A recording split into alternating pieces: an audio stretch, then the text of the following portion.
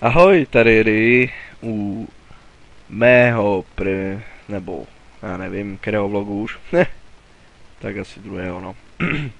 No, jednoznačně, chtěl jsem se vás zeptat na pár věcí.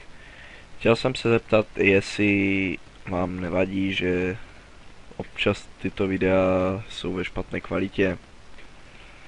Pište mi to prosím do komentů, anebo video odpovědí, a nebo jak chcete, no. Druhá otázka.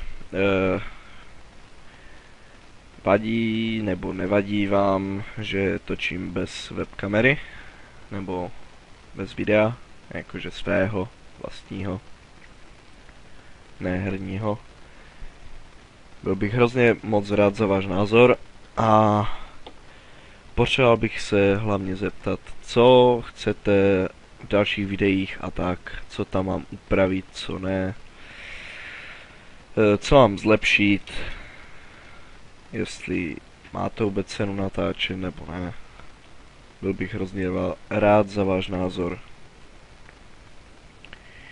No, k mým otázkám je tady všechno, teda ohledně takových věcí. No, teďka škola. Škola. Já jsem dneska byl ve škole. Což asi každý z nás. No, dozvěděl jsem se prýma věci.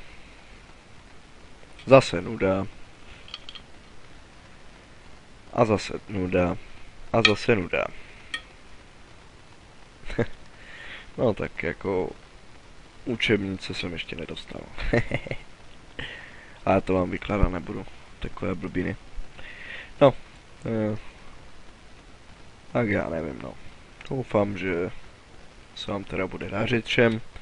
A prosím, napište svůj názor, co bych měl teda udělat.